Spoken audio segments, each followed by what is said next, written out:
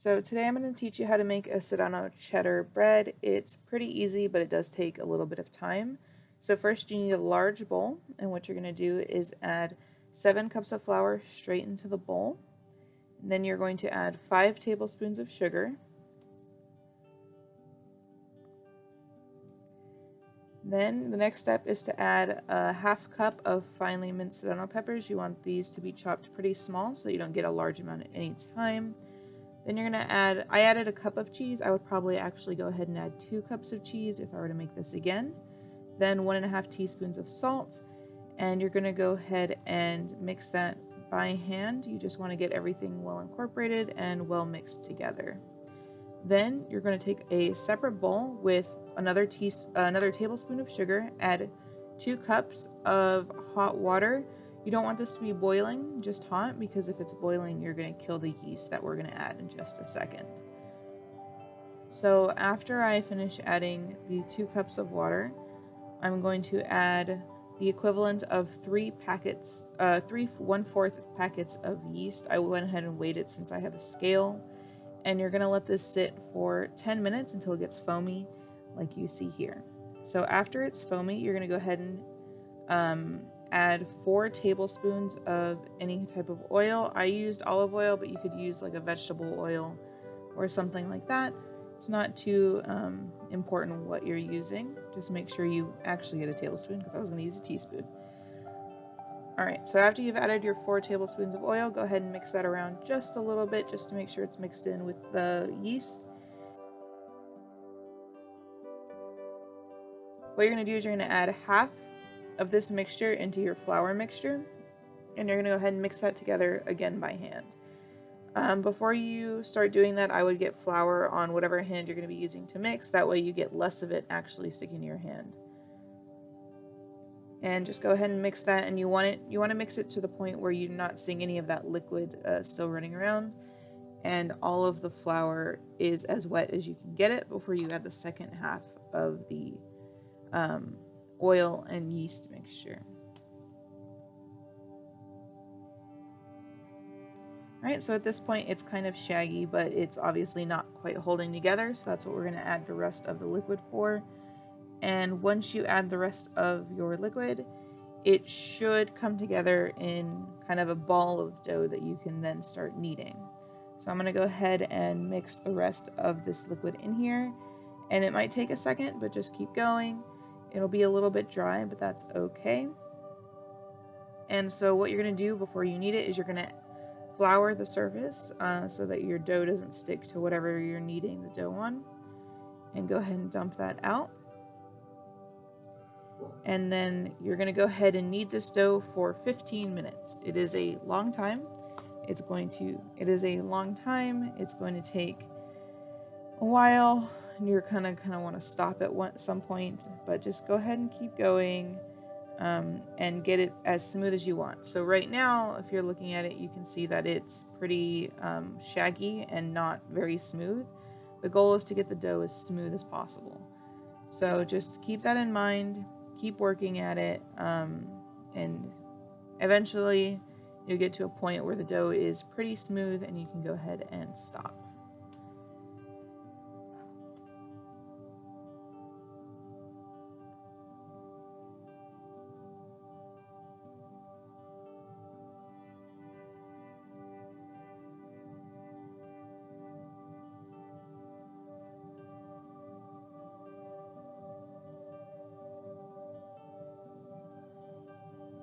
And you can see that the dough is beginning to come together more. It's definitely staying together better, and it looks smoother, so there's not as much like craggly ends that are hanging off. And any of the cheddar or the Serrano pepper that starts to come out when you're kneading it, just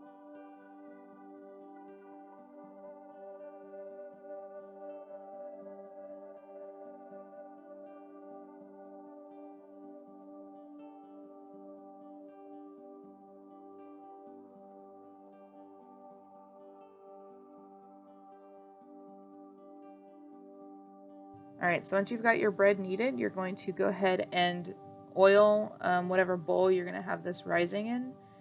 and you want to make sure that you get the top of the bread and then flip it over. That way none of the dough sticks to the bowl while you're letting it rise for about 1 hour in a warm, dark place. So before you take your dough out, go ahead and flour again your work surface just a little bit. You don't want to add too much flour at this point, and dump out your dough.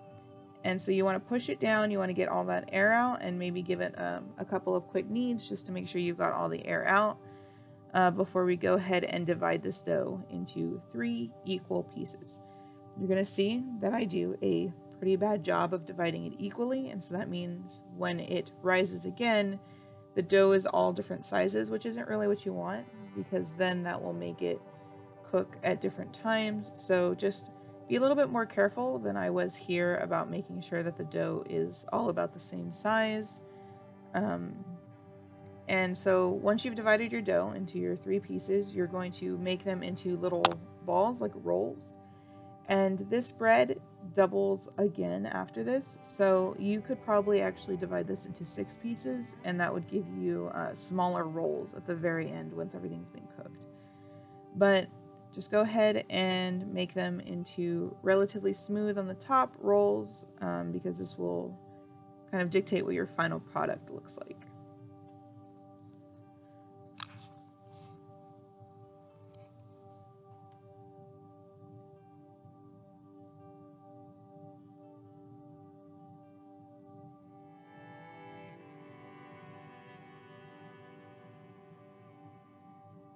Alright, so once you're done, we are going to go ahead and put these on a metal sheet to rise again for another hour.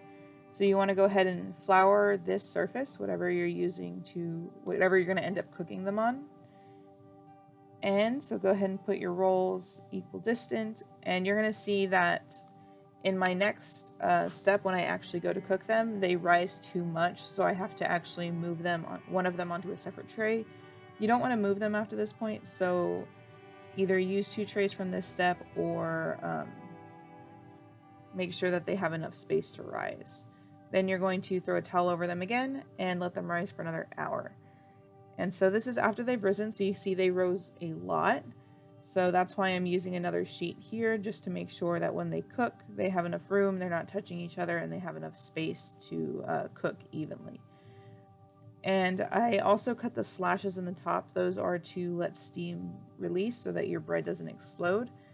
Mine exploded because I cut a little bit too deep, so just be careful when you're doing this. And also it'd probably be better if you're using smaller rolls. So again, I did 3 because that's the recipe I was following kind of suggested. But I would actually make this into 6 different rolls.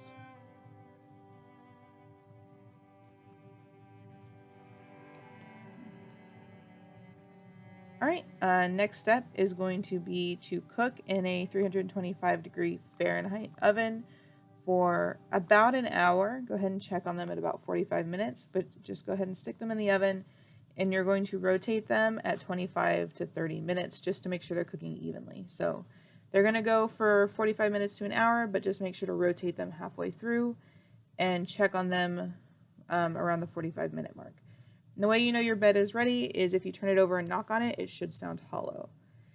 Go ahead and cut the bread right away. You really should wait for about an hour so that it cools, so that it slices better.